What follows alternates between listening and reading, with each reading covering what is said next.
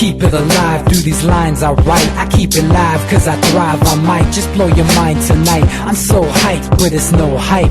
From this height, it's direct hits on sight. I'm your type, lend me your ears to show you that there's something in me. I'm not giving up, I'm standing right here, holding these days hostage, and I'll make this my year. We turning fear into love, and the love's in the air. I love doing this cause nothing compares, nothing can share that same type of feeling when you feeling them flares. They can't catch it, it's havoc. I rip to a tear, switch a scenario, my stereos, I leave them impaired. Variables start to change and they're all in my range. I just gotta grab it, it's all mathematics. Every step is drastic, I make it fantastic. I'm trying to take your breath away, asthmatic. This is live through the stereo. Go and let it blow, blow through the stereo. I'ma let them know through the stereo. Yo, here we go through the stereo, stereo. This is live through the stereo. Go and let it blow, blow through the stereo. I'ma let them know through the stereo. Yo, here we go through the stereo, stereo. Yeah, just nod your head with it, so explicit and vivid. Every image is intricate, intimate. I put my all into it, no scrimmage and no rules. I'm a pro tool, hear my heartbeat, beat into the vocals. I'm so no-go, lost my mind, oh no.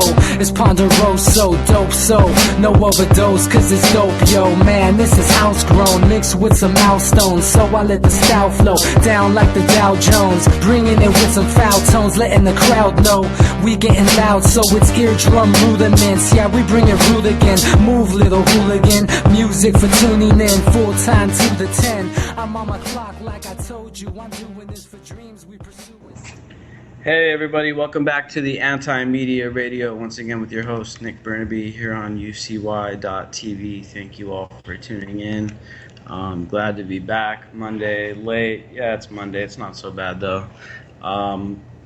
Bunch of news came out over the weekend, all kinds of things going on that we're going to talk about. And first off, I just want to thank everybody for sticking with us and helping us reach 1 million followers on Facebook. It's pretty awe-inspiring, you know, to reach the milestone. And it's been a crazy ride, and you know, it's a growing process for us, majorly. To say the least. And you know, we deal with our own technical difficulties and other issues and stuff here on the show, but you know, we're trying to improve every show and just continue, you know, getting the information out there that really needs to be seen by people, so people can actually, you know, realize what's going on out there, because you know, the truth of the matter is the mainstream media isn't giving us the full story, or they're giving us a baked up story, or they're feeding us an agenda, brainwashing. We all know the name of the game. But yeah, there's a lot of that stuff. If anybody wants to join the call tonight and talk with us, I have a phone number you can call, 718-717-8296, and you'll get on the show and we can talk about whatever you want to talk about. If you do call in, please make sure to keep your microphone on mute and your radio on pause, so that way we don't get any background noise or interference. It just makes it a little smoother. Anyway, I'm joined on the call tonight by Manny Aguilar from Los Angeles. How are you doing tonight, Manny? What's up there, Nick? How you doing? You know, it's really incredible. 1 million hits, you know, it's just really something and all that. And I just, you know, want to basically say thank you for keeping up the good work with, you know, your co-hosts and everything. And so that's really good. I want to give a shout out to all the good activists out there and all that. The only thing I want to tell some of these activists, that stop calling the cops pigs, dude. You're insulting my friends. You know, what's the poor pigs have to do with the cops? You know what I mean? You know, and stuff like that, you know. So let me know when I can do a Spanish intro for you, Nick, okay? Awesome, man. Thank you. Yeah, man, it's been crazy. Manny, you've been with us calling in now almost every show for a long time, man, and we really appreciate that. I just want to make sure you know that.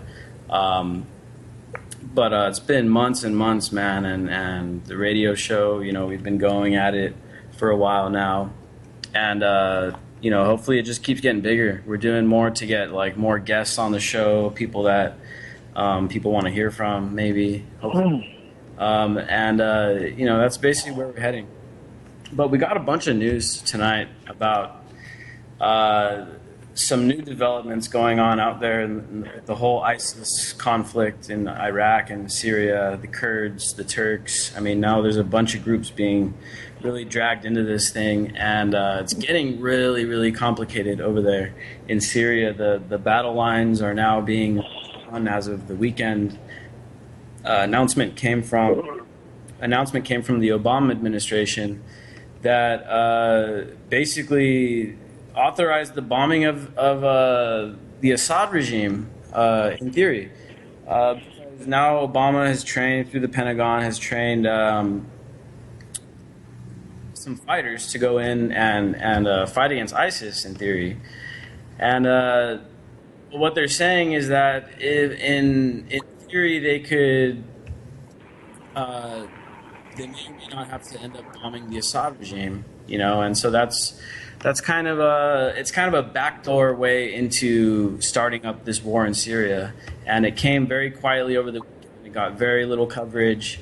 Very few people were talking about it. I mean, it made news for like a couple of hours, and it actually made it onto the mainstream airwaves, but it was a very short little pass by, and nobody really seems to be making any fuss about this.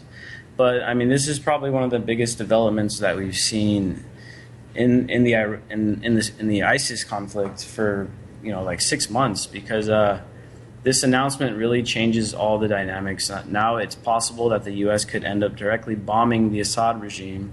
And DB, I think you can kind of fill the audience in on what would happen if the U.S. started engaging directly with the Assad government. Yeah, we've touched on that before, Nick. Because of that port that Russia has, they'd have to become directly involved, because they'd lose a lot of their drag Russia in. Well, you drag Iran in, even though they've signed that nuclear proliferation treaty that was just a bunch of garbage anyway, now that I've read it. So it sets up a big conflict, and then it makes China decide kind of what's going to happen with the world. And I think that's kind of the whole premise. They're letting Beijing take the reins.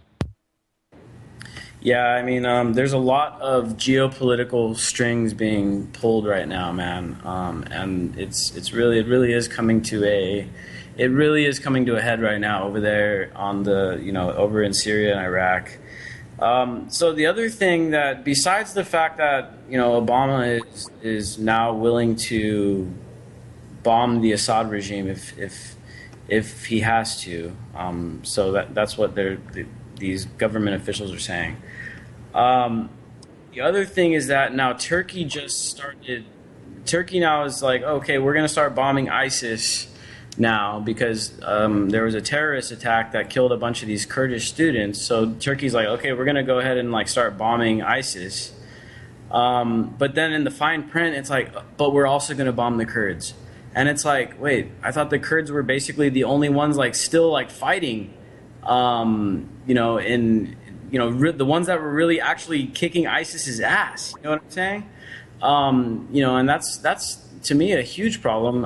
Turkey is a NATO member, which means it's part of the military alliance, and now they're basically saying that we'll bomb ISIS, but we also want to bomb the Kurds. But what we're starting to see here, which is really sad, man, and it just goes to show where Turkey's alliances really lie. They're actually just bombing the Kurds more than they're bombing ISIS, man. And this is what Turkey is doing right now. And the Kurds, I mean, of course, we can't sit here and say any government organization is good or bad. Most of them are bad. So we can't say that the Kurds are perfect or by any means perfect. But they are the ones that are actually effectively fighting ISIS right now. And if we're really trying to defeat ISIS, then we should not be allowing Turkey to be bombing the Kurds. I mean, it just doesn't make any sense. But the U.S. signed off on it. Well, all the Kurds want is Kurdistan, Nick. They just want their own homeland. It's traditional. It's got a lot of legitimacy to their claim. So they don't want to. Turkey doesn't want to partition off part of their hills. and then give a lot of Syria to them as well, which is why Syria is not going to back them, even though they're both fighting ISIS. And it's just exactly what they want. It's chaos.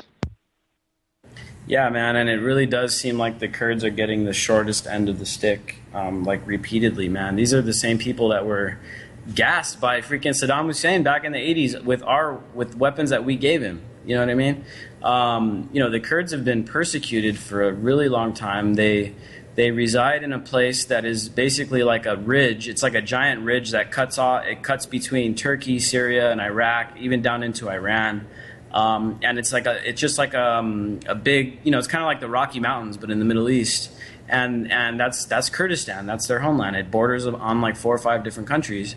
And it seems like each one of these countries do not want to let these people have their own homeland. And it's been constantly taken from them from all these different countries, Syria included. Turkey, the Turkey and the Kurds have long had beef with each other. We know Iraq from what Saddam used to do, the way they still treat them in the government. It's the Iraqi government, even though it's made up, there's a lot of Kurds in Iraq. Well, Nick, they're afraid of having their own genocide. Like the Armenian genocide. They're afraid of basically being wiped out as a people.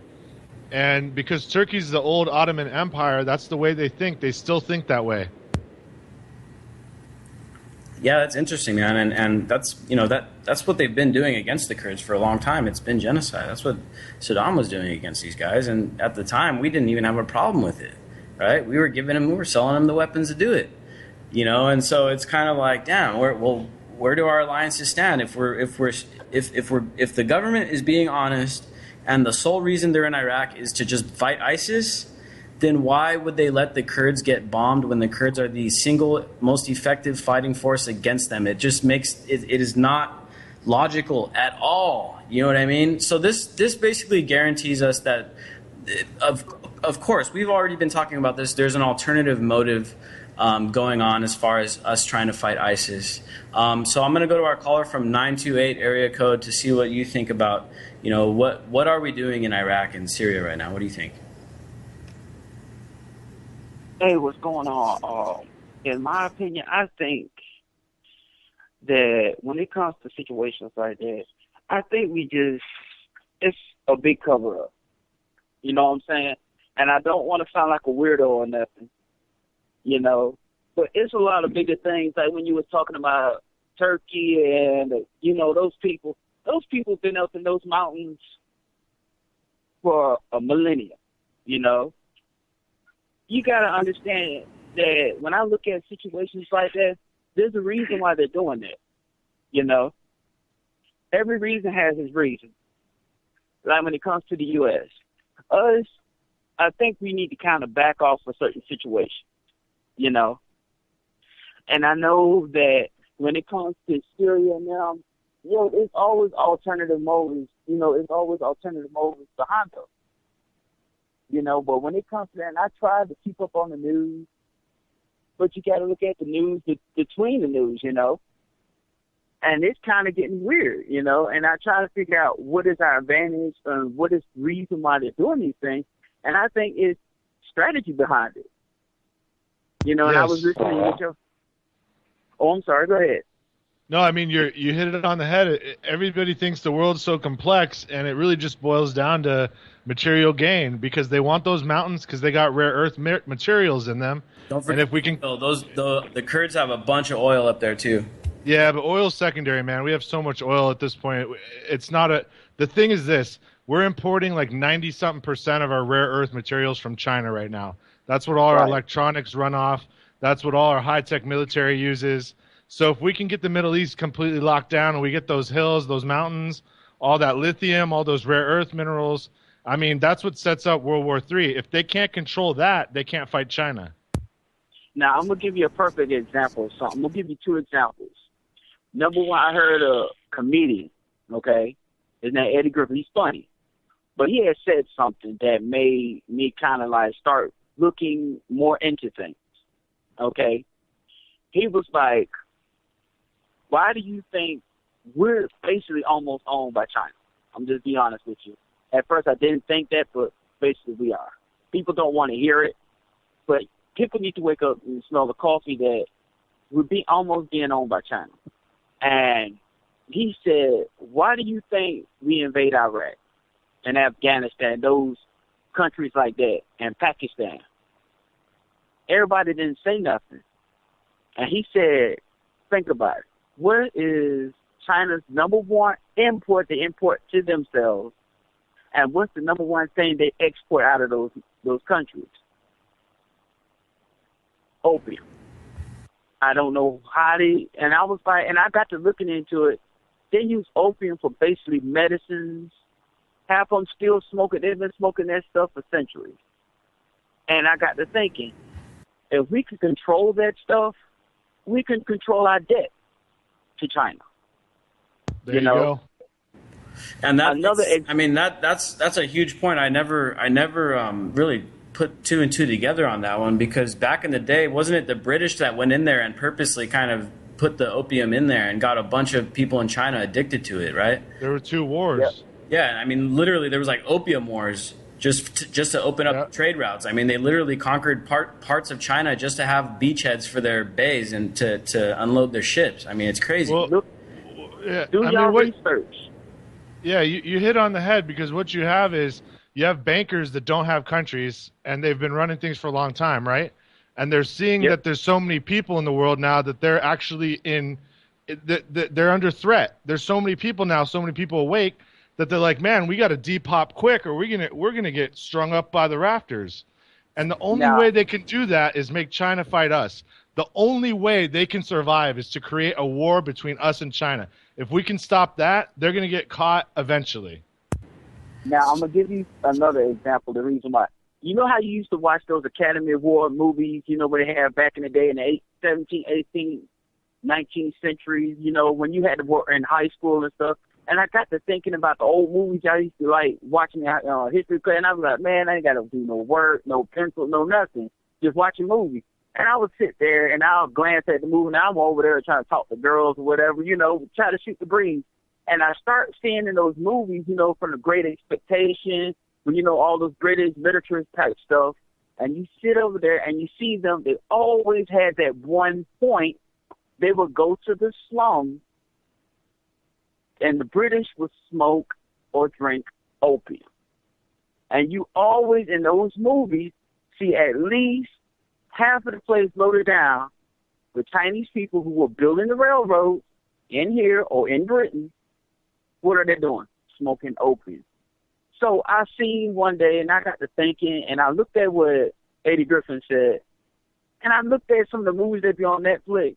They put the answers right in front of us, and we never see this stuff until he started opening up, the knowledge. They're like, oh, okay. And I started seeing those movies where they were smoking the opium. Yo, an average opium is is basically like heroin. It's like $25. If you take a whole week's pay, you got a person hooked. Okay? So think about this. You got 100 million people hooked on this stuff that we take over. We own them. We got them by the neck. So you got to think, the reasons why they do these things, it's not about ISIS or nothing like that. I'm going to be honest. It's part of it, but you got to think, this country is a business. Everybody says land of the free, but guess what? It's money first. Yeah, and I mean, it kind of makes sense, because one of the big reasons that we're in Afghanistan is also to, secure the opium fields and stuff like that. And who lives in Afghanistan, Pakistan, Iran, and all those places? The number 1, 2, and 3 drug lords in the world. And what are their imports? Opium and heroin. Yeah. Opium is basically the uncut form of heroin. Exactly, and so since 2001, when took over in Afghanistan, the opium production has actually gone way up. Now, last year it actually reached record amounts. And I mean, it's kind of astounding to think about it that way. But what we've also seen here domestically as well is a huge increase in opiate prescription drugs as well. And so, and that's a huge industry, and it's also causing a lot of people to get addicted to heroin. And it kind of they use opiate. It's a very, how do you think? I'm sorry. It's a very vicious cycle that is developed, from all of this stuff. And it's kind of sad to see that our military went over to Afghanistan, fought, and now the amount of opium being produced is reaching the record highs pretty much every year. I mean, it's kind of, eye-opening to think about that. Now, think about this. Now, I'm going to give you some more tidbits. And the reason why I seen this on Facebook about joining y'all, the voice. I want to get the voice out there. People need to learn to get the knowledge out there and start reading into things what our country is doing, because we're not looking. We're so busy, got so much going on that we don't pay attention that, they used to say, who is the biggest drug dealer in the world? The U.S. When you have a lot of countries that have certain places that are addicted or something, or they need something that's in their daily life, they take advantage of that. When you say the minerals, why do you think they go to Africa and try to take over those countries, trying to fight the Somali pirates and all that? It's not just about the Somali pirates. The reason why they want to go over to Africa and do that, when we talk on our cell phones, there's a certain mineral in our cell phone. You only can get it between a country that's between Sierra Leone and Ghana. You have to dig it up. And it's more precious than blood diamonds. Nobody knows that. And a friend of mine had told me and him was like, we were having lunch together. He said, what kind of cell phone you have? I said, I got a Droid, and I just got it. He said, I want you to do me a favor. I said, okay. He said, I want you to look up the mineral in the cell phone and where do they get it from. I did not know every time we buy a cell phone, if somebody in those countries in Africa and like Syria and those places, they need those minerals in those mountains to dig up to make this cell phone to work. I forgot what they call it. Yeah, we were talking about that. DB was actually talking about that a little earlier. They call them like rare earth minerals, I think, and they need them for a lot of high tech devices. They're in all the smartphones and all that stuff. And you can only find them in certain countries, China being one of them, and in the mountainous areas are near the Himalayas. They're all rich in these elements that we need to build all this high tech stuff. But yeah, that's a great point, and thanks again for calling in. We're going to have to start moving on to the next topic, get to a couple more callers. You could actually stay on the line if you'd like and chime in on the next topic that we bring up. But first, we're going to go to 240 area code. How's it going? You're on the anti-media. What do you want to talk about? Oh, 240 dropped. So we're going to go right into this next topic because this kind of like opened my eyes a little bit because Jimmy Carter, which is a former U.S. president, came out and he was just like, the U.S. has become an oligarchy. You know what I mean? Did you guys hear about that? I mean, it was trending, and it's actually trending on Facebook for like 12 hours, man. I mean, people took it pretty seriously. And it is. I mean, honestly, it's a plutocracy because a lot of people still actually believe in government. But government's owned by the banking families full on. So when the caller said we're a company, we are. We were reformulated in 1871 to become a corporation. And the government even said in that reformulation, we're not going to follow the Constitution. That's already been shredded. We'll let the people continue to believe it's there, but we're going to act as if it's not. And I mean, it's kind of obvious that the government nowadays doesn't respect much of the Constitution, any of that stuff. The NSA being a perfect example. The Second District Court just actually ruled portions of the bulk data collection illegal, right? Which was authorized by the Patriot Act originally under Bush. But they just barely ruled it illegal. I mean, this is coming from 2001. 2001 until now, it's 2015. I mean, dude, 14 years later, they get away with doing something illegal against us.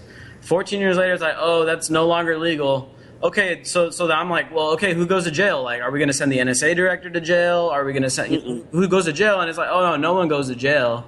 well, who pays the fine? No one pays the fine either. They're gonna stop doing it until we sneak another bill in that allows them to do it. And it's like, oh, cool. I guess that's justice. I guess. But yeah, I mean, this is the way they treat the Constitution nowadays. It's like they kind of just break it up and do shit that shouldn't be allowed to be done.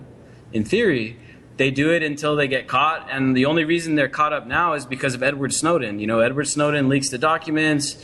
All of a sudden, it's like, oh shit, they're spying on everybody. Okay, well now the court's going to rule it illegal, even though this stuff has been going on for all this time. It takes some guy to become a whistleblower, and now he's basically a criminal at large. If they catch him, they're going to charge him with treason.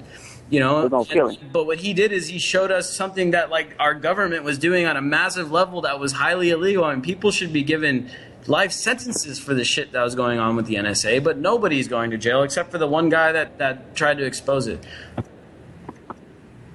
Excuse me, can I say something? Yeah, go ahead. They're gonna kill him. I don't care what y'all said. They're gonna kill him. I'm gonna tell you why.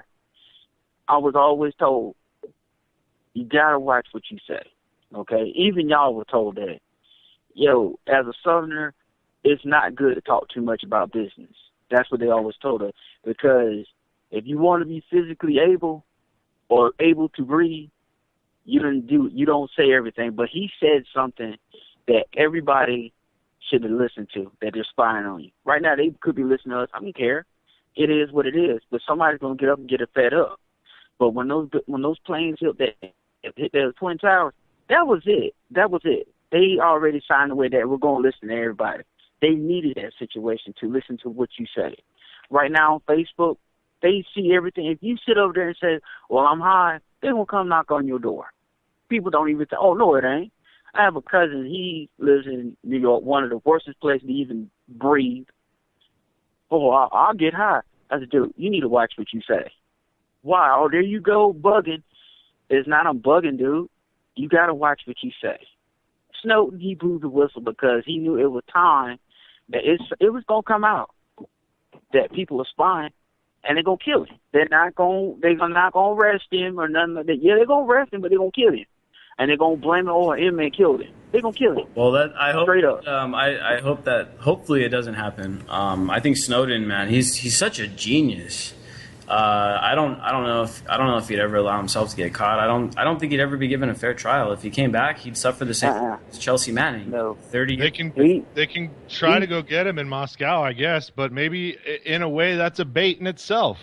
I mean, imagine something happens over there where, I don't know, a building blows up. These are all precursors. That is an international incident that is waiting to happen because we don't want to go to war with Russia right now. I don't care. They may be broke, but we don't want to do that right now. The American public doesn't want to do it. I can tell you that much. But and they're not broke. I get. Let's call them what they are: war profiteers. Right? These war profiteers. They want to start wars. They want to.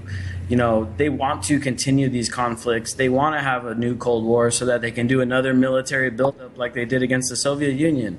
All those years of no big wars going on during the Cold War, in the time between Vietnam and Desert Storm, I mean, there wasn't any big wars. There was a bunch of covert operations in South America, in the Middle East, in Africa that they did with the CIA and overthrowing governments and shit like that. They did a lot of that, but there wasn't any really big wars. Now, there you go. But during that time when there was no war, they still had that Cold War excuse to continue military buildup, and these contractors were able to keep on taking the money from the taxpayers and from the people that are working and paying into this government. They continue just dumping money into building up the military, and they need something like that now. Yeah, they got terrorism, and look at all the militarization of the police departments and all that stuff. But they need something new on a grander scale where they can justify building up militarily again, because these guys don't give a shit about peace. They don't give a shit about humanity. They don't give a shit about our well-being. They just care about making a bunch of money, and consequently it happens to be that the way that these guys make money is by people dying. This is the defense establishment. This is the military-industrial complex, and they're the ones that are continually trying to stir up shit. I mean, look at when the Iran deal was announced. I mean, yeah, the deal isn't perfect and it's got flaws and stuff, but it's enough to at least stave off a war for a couple years, and that's at least a good thing. Well, the deal basically says like all that posturing we did was all a big bluff. Go ahead and do what you were doing. So that's what the deal is. But I just wanted to quickly make a point about why Russia is not something we want to get into, because I hear a lot of gung-ho so-called American patriots say, "Oh, bring it on, we can beat them." Let me explain something to you. We have a project called the F-35 plane. All right, it's going over $1 trillion already, and it's still not able to get into the air. And let me tell you why we would be screwed fighting Russia. It's barely starting to be right now. It'll never, Nick, because it was always designed to fail and just be a money suck.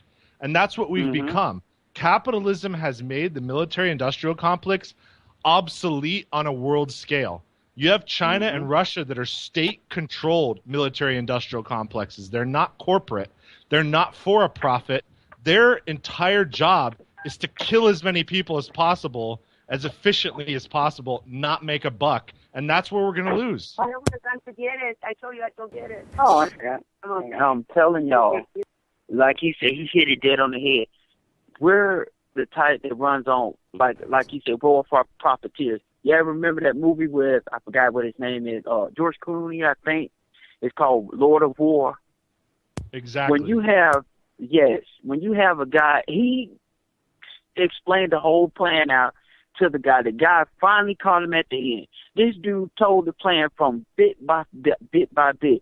You're going to get a general that comes in and tell you, good job, let him go. It worked out right then and there. We would not beat Russia. Everybody would be like, yeah, we can't. No, we can't. We're going to have to. The only way we can beat them is what we did to Hiroshima and Nagasaki. Exactly. And drop a bomb on them. Yeah. Let's look at our most expensive toys, which are aircraft carriers. They can be taken out by a cruise missile that costs what? $200 million maybe, if cruise missiles taking out a couple $1 billion of aircraft carriers and there's really no defense. Or these new completely silent diesel hybrid subs the Russians have. I mean, look at what we are. We're all show, no go. Well, we have a bigger problem right now in the United States when we have a doctor, that basically is training cops to shoot first and ask questions later and stuff like that. So that caught my eye this week. I mean, that's a big problem and stuff like that. And we need to start a war here in the United States against the cops, before we start focusing anywhere else and stuff like that. And another thing that's happening at the international level, obviously, is all these journalists are being hit in Mexico with the help of the United States. So that's really a big concern around the world also. Hey, Manny, I think because this paradigm shift between the MIC and the government happened where they said, hey, guess what? We're not going to be able to keep bilking people out of money if we don't make this big, basically obsolete military. The only enemy left is our own people. Let's go for it. And the only way they make money, I hate to interrupt y'all, and the only way they make money out of us is scaring the fuck out of us. Excuse my French. Exactly. So here we go. Oh, go ahead. Finish up and I'll say something. Sorry about that. I kind of, I'm in my 30s now. I was, when the 9/11 thing happened, I was my senior year in high school. I was supposed to graduate in 2002, but it was 9/11, 2001. I was in history class. And as I seen this, at first I'm like, oh, Lord, they coming up, and like I said, I start looking into things, and I start, educating myself. And as I'm looking at it and I thought about it, all this money we forking over, they've been doing this for centuries. If I can scare the shit out of you, scare you to understand, look, the terrorists are going to attack. And we put enough guys with towels around their head on TV with AK-47s, and some of them do have some of our guns, and people can't say they don't. Because you got people who, war profiteers, sell guns to them. If you sit over there and hear this stuff, you have no, you gonna be scared shitless. You're gonna be like, here's my money, do what you do. They've been doing this for centuries. When it comes to slavery, you hit it so hard on the head because 50% of our GDP goes to a military that only has 1 million active duty people out of 330 million. you have 0.3% of the population controlling 50% of the GDP. Yeah, and Yes. once you get people scared, I mean, they'll pretty much do anything you tell them, you know, and that's how the Patriot Act got passed. That's how the war in Iraq got sold to us. Afghanistan, yeah, okay, I can understand it. You know, the average person would be like, yeah, let's go to Afghanistan, let's get Bin Laden, he's responsible for this shit, let's go kill that guy, right? I understand that. But Iraq, I mean, dude, Iraq was totally made up, bogus charges. They said that they had WMDs. They didn't. The ones that they did have, they didn't actually act. They act like they didn't find them because they were the ones that we sold them back in the 80s. I mean, dude, this is the Iraq thing is like filled with holes. But like they had people so scared that they were able to like trick them into supporting Iraq, and it was like second nature. Like, yeah, Iraq. Well, you say that they're part of it. Yeah, let's get them too. You know what I mean? And that's what the average American person probably felt. But Let me ask you a question. later on, we figured out, okay, that it's like, okay, maybe we were wrong. We know we were wrong now. But now it's like, now it's Syria, right? And then we're going back into Iraq. And, like, people have forgotten about, like, you know, they've completely forgotten about this. We covered this article last week, and I wanted to bring this up before we go back to Manny real quick. We covered an article last week about DARPA and how DARPA is actually studying exactly what you're talking about. The media narrative that scares people, they're actually studying the brain waves and everything. They're putting sensors on people's heads to study how your brain actually reacts to seeing a scary narrative. And they're actually having people watch Alfred Hitchcock films, and they're studying their brains and the brain activity, the brain waves and all this stuff. And they're seeing exactly how a scary narrative affects the brain. I mean, these guys, this propaganda that you're talking about is now becoming a very, very scary advanced science that's coming down to the brainwave level, the nervous system, and they're studying all this stuff to make better and better. So Manny, I'm going to go back to you, man. You had something else to add to this. Just wanted to do your Spanish introduction here. Muchas gracias por haber hecho 1,000,000 de likes en el show Anti-Media con su conductor Nick Bernabe, su co-conductor en Minnesota, D.B. Schwartz, y luego su co-conductor número 2, Jake Anderson, y todo esto. Gracias por oír las noticias que le traen de todas partes del mundo y todo eso, por la razón de que en ninguna parte van a escuchar las verdades que están pasando en el mundo más que con el anti-media. So, muchas gracias por todas la gente en Latinoamérica. Okay, Nick, go ahead. Thanks for that introduction, man. And thanks to all the Spanish listeners out there. We're working on getting, hopefully, some Spanish shows up eventually here. Hey, Manny, before you take off, I don't know if you were going to take off, but you may know more about this than me, but I've been seeing things about how Venezuela is going into a full meltdown right now. Oh, man. Are you serious? Yeah, I've been seeing stuff like $700 loaves of bread and stuff. Are you kidding me? $700 for a loaf of bread? Yeah, because I guess the CIA lackey puppet they put in after they took out the Lopez guy is just basically taking everything under the wing of the government. So I don't know if you know anything, Manny, but that's an interesting side note. I mean, go ahead, Manny. Yeah, we're kind of still keeping an eye on it, stuff like that, and it's just that's one of the reasons, you know, the government wanted to take Chavez out because obviously he was not a puppet to the United States and all that.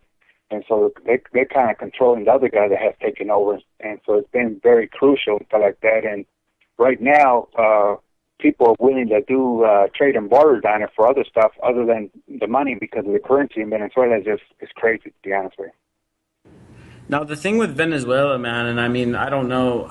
I honestly, I don't think that we have a U.S. puppet government in Venezuela right now, but I think that they're definitely under the wrath of the Monroe Doctrine, and you know, they're literally the only country left in South America that doesn't fall under U.S. sphere of influence, you know, on paper.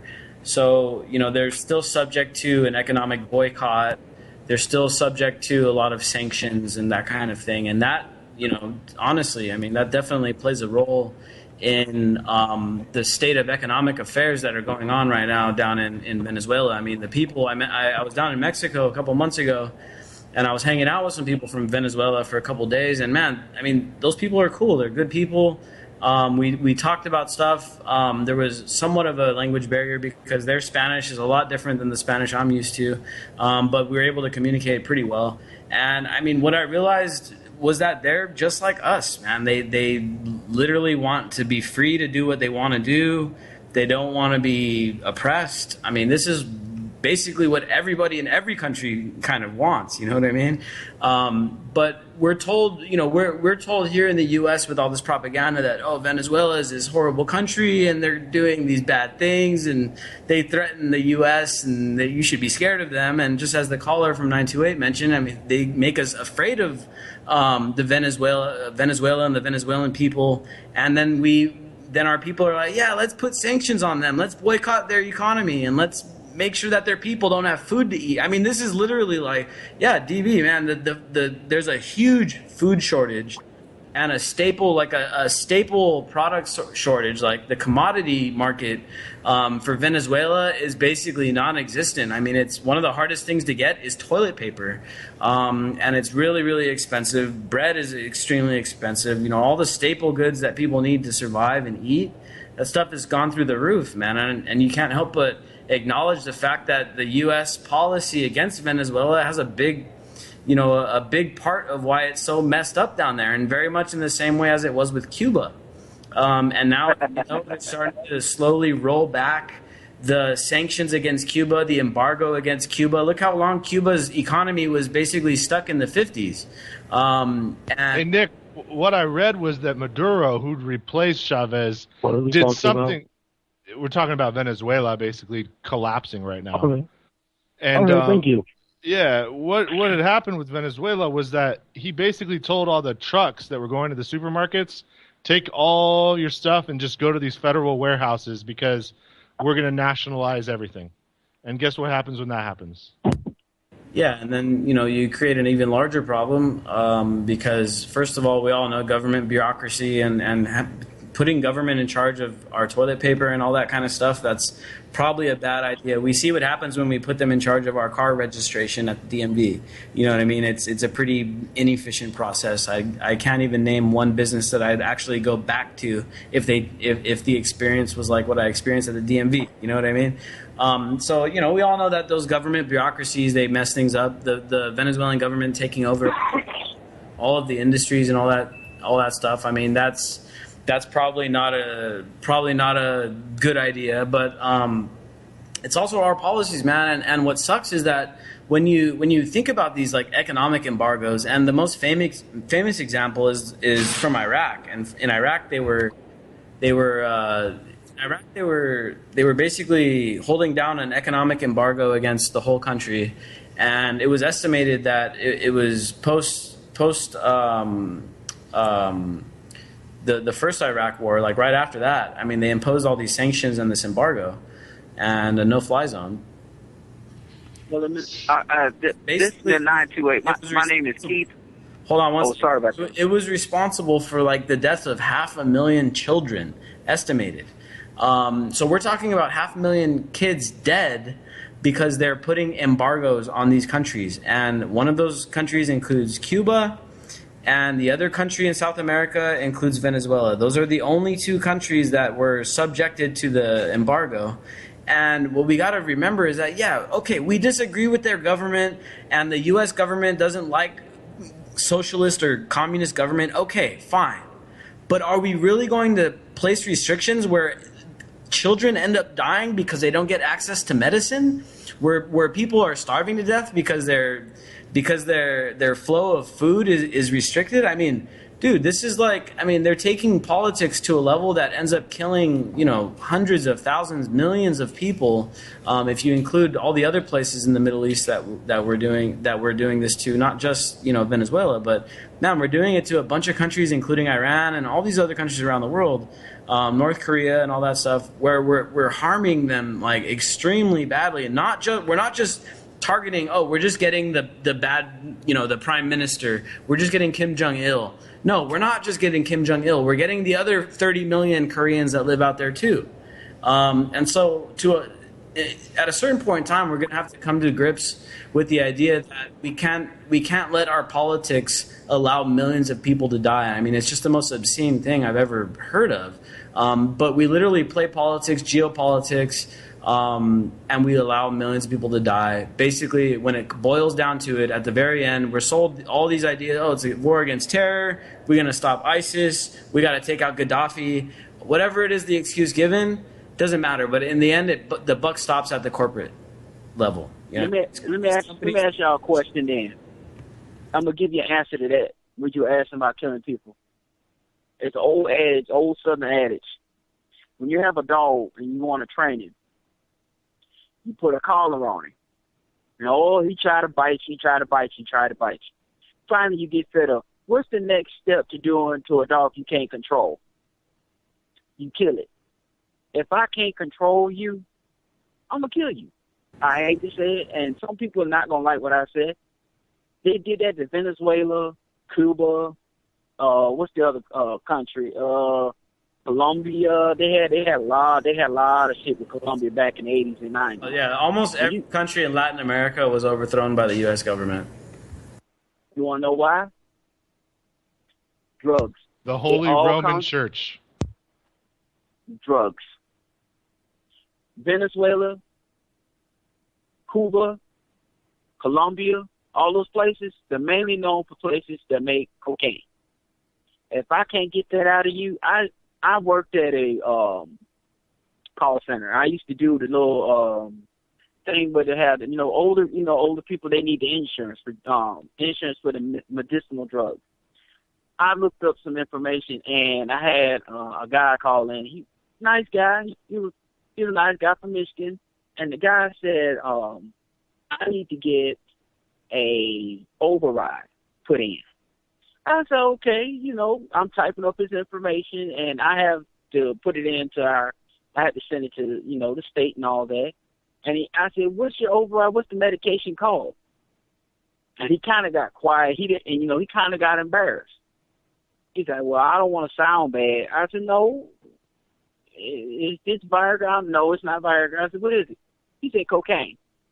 I kind of paused. I'm like, wait, what? He said, yeah, cocaine. I said, you kidding me? The drug.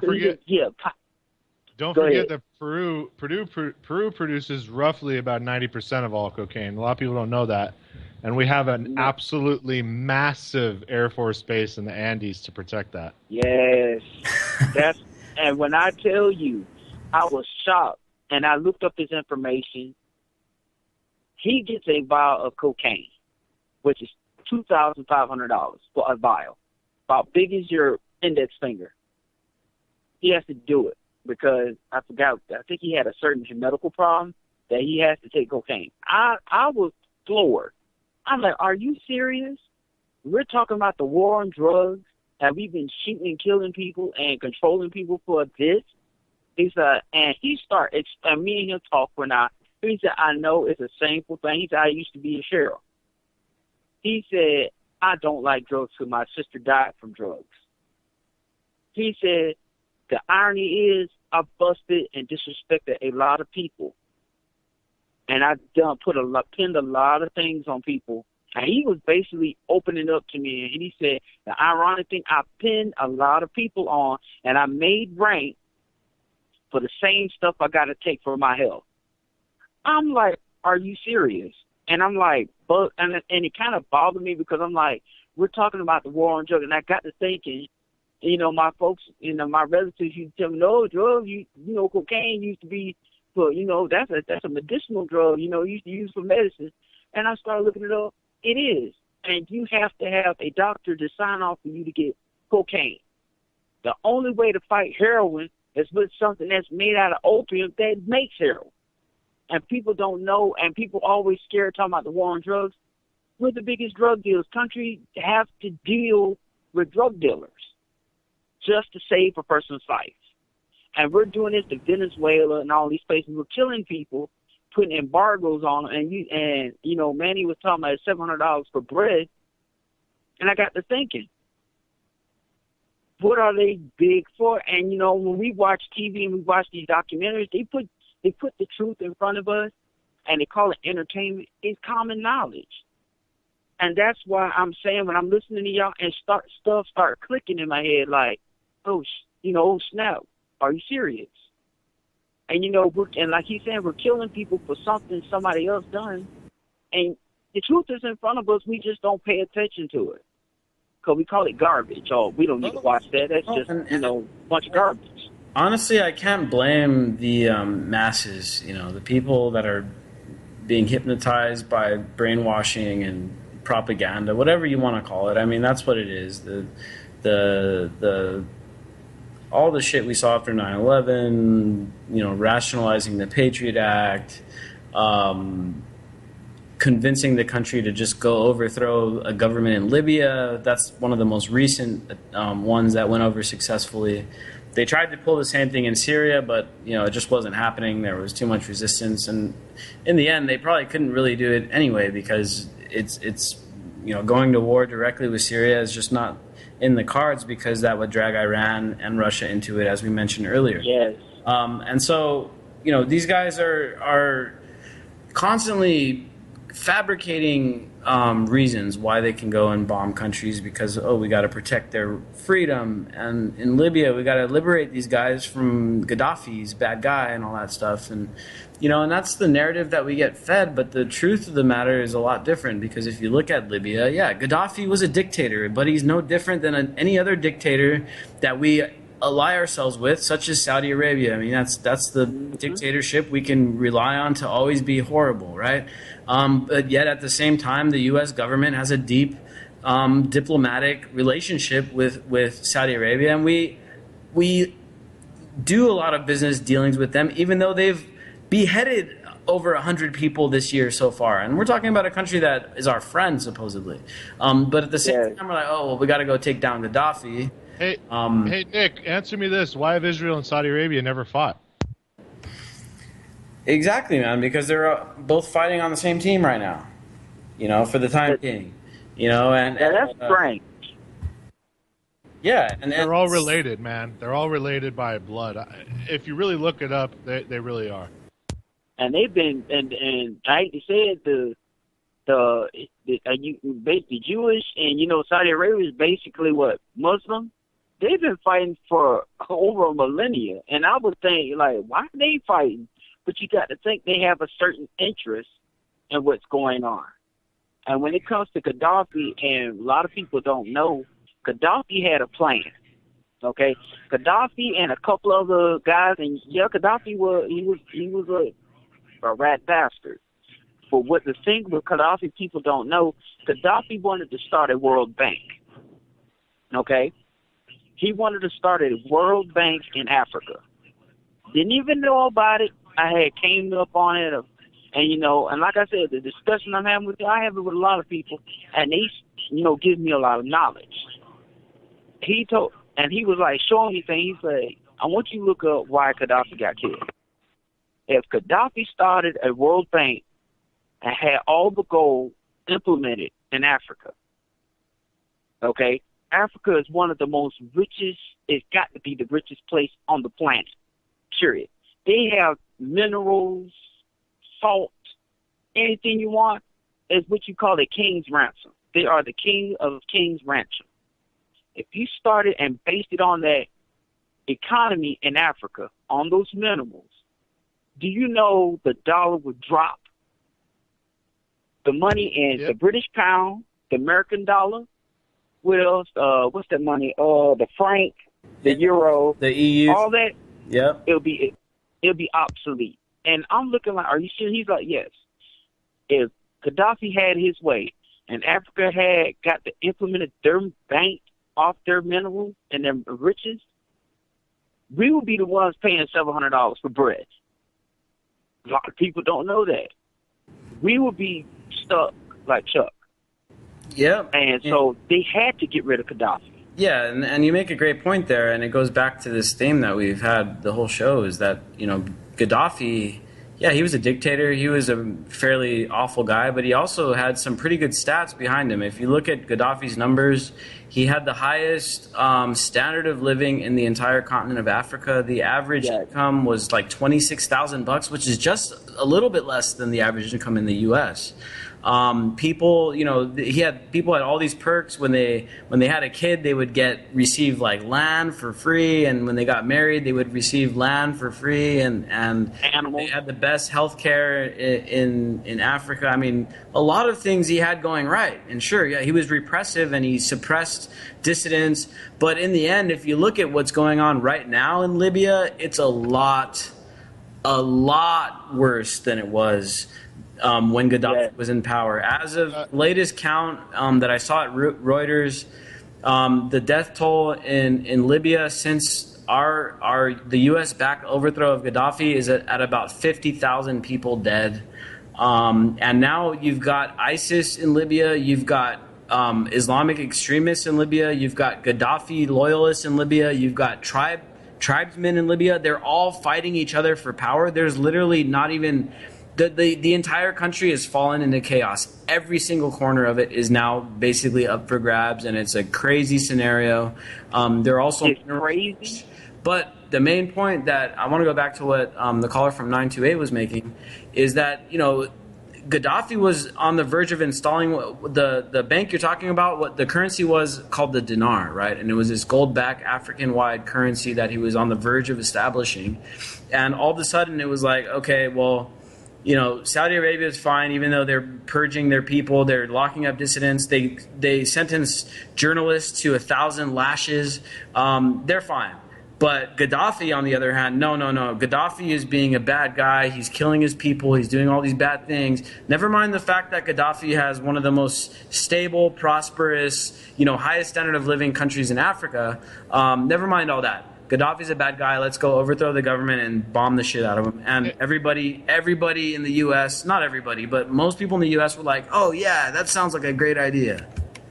I just want to throw out just a few things about why Libya was taken down, because the caller's completely right. There was one particular thing that Libya did besides backing what you were saying, the African Bank and then a gold-backed World Bank. They offered loans at 0% interest because in Islam, any interest on a loan is called usury, and it's actually a sin.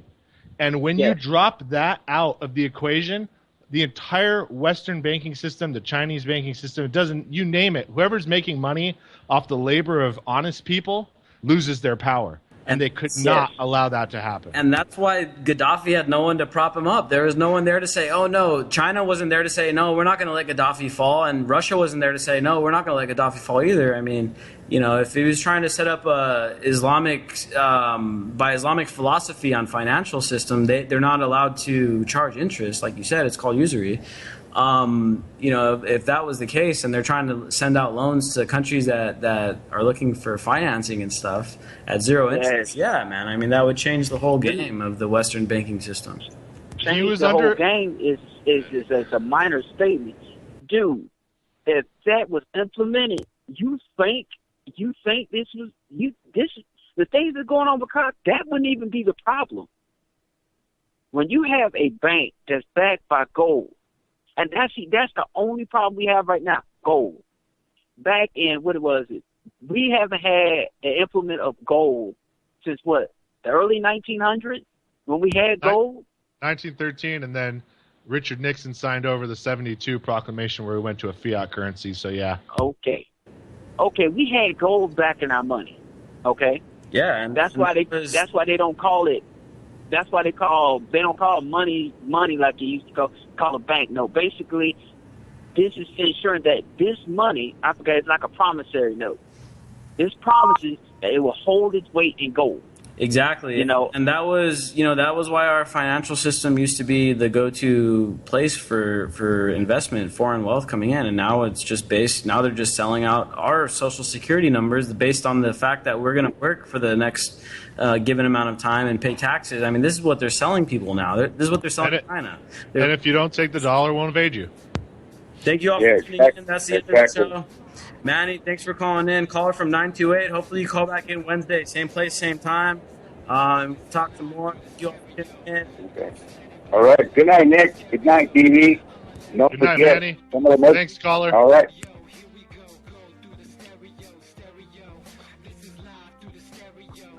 Go and let it blow, blow through the stereo.